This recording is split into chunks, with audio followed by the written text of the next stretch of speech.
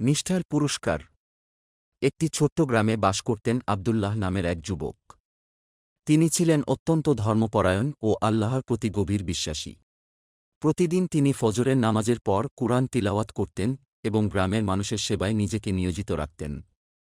গ্রামের সবাই তাকে ভালোবাসত, কারণ তিনি ছিলেন সৎ, দয়ালু এবং সবসময় সত্যের পথে চলতেন। কিন্তু তার জীবন ছিল অনেক কঠিন। বাবা মা ছোটবেলায় মারা যাওয়ায় তিনি একাই জীবনযুদ্ধে এগিয়ে যাচ্ছিলেন। তিনি একটি ক্ষুদ্র ব্যবসা করতেন, যেখানে হালাল উপায়ে উপার্জন করতেন। একদিন এক ধনী ব্যবসায়ী গ্রামের মসজিদে এসে ঘোষণা করলেন, আমি এমন একজন বিশ্বস্ত মানুষ খুঁজছি, যাকে আমার ব্যবসার দায়িত্ব দিতে পারি। গ্রামের অনেকেই আগ্রহ দেখাল, কিন্তু ব্যবসায়ী বললেন, আমি কাউকে যাচাই না করেই দায়িত্ব দেব না।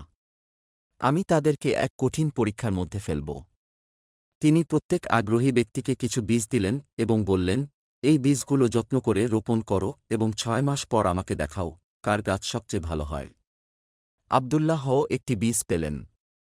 তিনি অনেক যত্ন করে বীজটি লাগালেন, নিয়মিত পানি দিলেন, সূর্যালোকের ব্যবস্থা করলেন, কিন্তু কিছুতেই কোনো চারা বের হচ্ছিল না। দিন যেতে লাগল, কিন্তু বীজ থেকে কিছুই গজায়নি। ৬ মাস পর সবাই তাদের বড় বড় গাছ নিয়ে ধনী ব্যবসায়ীর কাছে হাজির হল। কিন্তু আব্দুল্লাহ লজ্জায় খালি হাড়ি নিয়েই গেলেন। ব্যবসায়ী সবার গাছ দেখে আনন্দিত হলেন, কিন্তু যখন আব্দুল্লাহর খালি হাড়ি দেখলেন, তখন হাসলেন এবং বললেন, এই যুবকই আমার প্রকৃত বিশ্বস্ত সহকারী হবে। কারণ আমি তোমাদের সবাইকে সিদ্ধ বীজ দিয়েছিলাম, যা কোনোভাবেই গাছ হতে পারত না। অথচ শুধু আব্দুল্লাহ সত্য স্বীকার করেছে এবং প্রতারণার আশ্রয় নেয়নি।